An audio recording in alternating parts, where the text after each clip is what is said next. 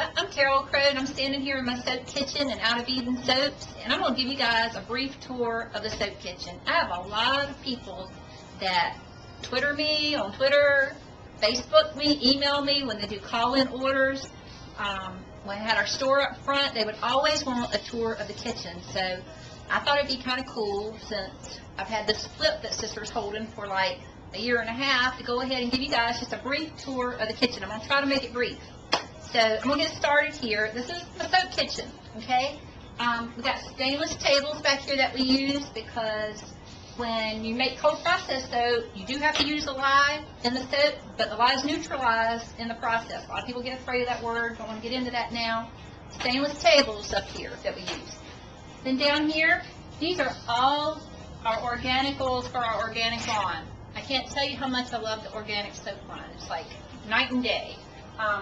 We've got pumpkin seed oil, olive oil, macadamia nut oil, $85 a gallon, baby. That's good olive oil. Anyway, these are my jars that I infuse herbs in. We'll talk about that in a minute. I'm going to come around this side and show you guys. These are all the essential oils that we use in fragrance oils. A lot of these oils I'll blend. Some are like the essential oils are bought, like grapefruit, peppermint, different oils like that we don't blend. But this is where your money is in soap making, right here. And you get what you pay for. You buy cheap fragrance oil, it's going to smell cheap. You get expensive fragrance oil, it's going to smell well. So we use the best, and we always have. We don't skimp on our oils. This is something we're proud of, because I have never, even though the prices have gone up, I can still continue to buy from the best supplier I can find. Okay, moving on. I'm going to show you guys my loaf soap. It's a loaf of Tree Hugger. To my Tree Hugger fans out there, holla. Holla. Here's the mold that's made in, right here. Just made out of 2x4 pine. I have probably about, I'd say 40 of these made. We line it in a thin plastic and pour our soaps in it. When it's done, pull this out. It's kind of what your loaf's going to look like. This is our soap cutting knife. I know it's a big Mama Jama knife, but it does the job when you're cutting up 600 pounds of soap a day.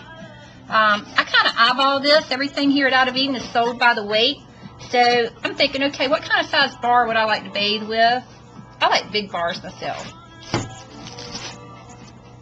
There you go. You would just cut this all the way down until you get down to this end. I've already cut the elbows off of the front end.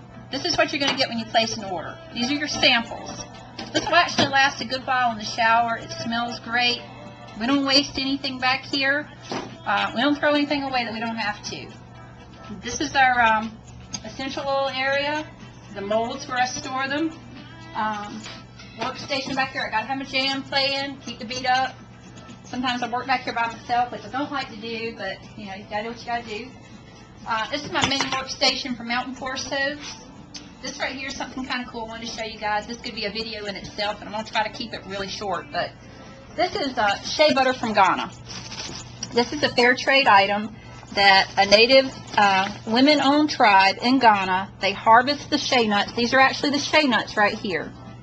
A lot of people think that this is the shea nut. This is actually a gourd that they have sewn together here and packed the shea. This is the actual organic shea.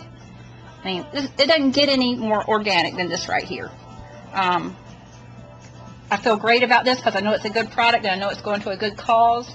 And I've used other shea butters from other suppliers, and it's like night and day. When I put this on my skin's like super dry. It feels like velvet. And then we use it in these soaps over here. These are our cold processed soaps are made with this shea butter. And again, the proceeds go to a women-owned tribe in Ghana, fair trade, to help supply them with their needs for their village. Moving on over here, this is my Mountain Pour stainless tank. It holds about 600 pounds of soap. Takes us about 2 hours to prep to fill this up. Lid comes off of it right here. Put our soap inside of it. It's water jacket heated. Pour the water in. I have a monitor over here. It shows me how high my water is. I have a timer that I turn on night before, clicks on at 4 a.m. I have the temperature set to the degrees that I need it to be. When I come in the morning, it's ready to pour soap. This will pour all the soap in the world that you need. These are great. These are water jacket heated tanks. I love them. I wanted to show you also while we're over here on this side, this is my color cabinet.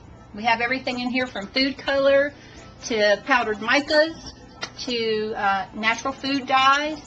I pulled out a couple of them right here. I can show you. This is a blue mica.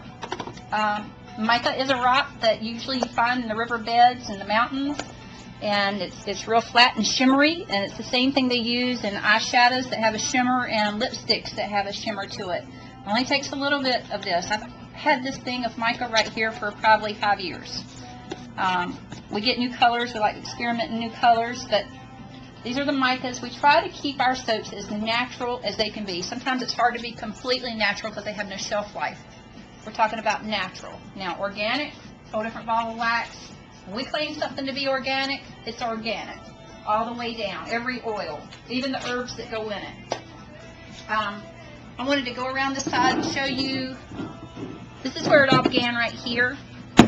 These are infused oils with herbs inside of them. What I do is I grow these herbs. This is lavender that I've grown, and I have put it in a coffee grinder and made it into like almost a powder, and then I've added an organic olive oil to them. I date them and I steep them so they get hot like a sun tea. People in the South know what sun tea is. Shake them every other day. I try to remember to shake my oils. This is patchouli oil, this patchouli that we grow here. And you get, it's kind of cool because you can see the color of the plant. Like this is Calindia, this was an olive oil that was green, and then it's been infused where it's turned yellow. So all the nutrients of these herbs are in these oils, which we put inside of our cold processed soaps, plus the essential oil. So you're getting double the nutrients and double the fragrance. It's infused from the plant itself, which I think is really cool when you use botanicals. And then we also use the essential oils. Getting back to essential oils, something I wanted you guys to see. When we make a lot of soap, like we make a lot of patchouli here at Out of Eden, we make a lot of lavender, a lot of peppermint, a lot of lemon. We buy them in these big 25-gallon, barely lift that sucker up. That's a lot of patchouli right there. But anyway, I would love to be able to buy all of our essential oils and fragrance oils in 25-plus gallons, but I haven't gotten there yet. That's a lot of money. This is pretty much our soap kitchen back here. This is the countertop back here. Then these are some cold processed soaps that we make, dog soap. These molds back here are for Mountain Core soaps. Any kind of decorative soaps that we make, they're what's called a 4 cavity mold. This is my area for those to go in. This is a basic worktop over here. When I have employees back here working, I may have somebody cutting up the base, somebody coloring it, somebody waiting for something to cool down. It's all about temperatures back here too. So anyway, this is it. I wanted to show you my soap kitchen. Thank you guys for visiting.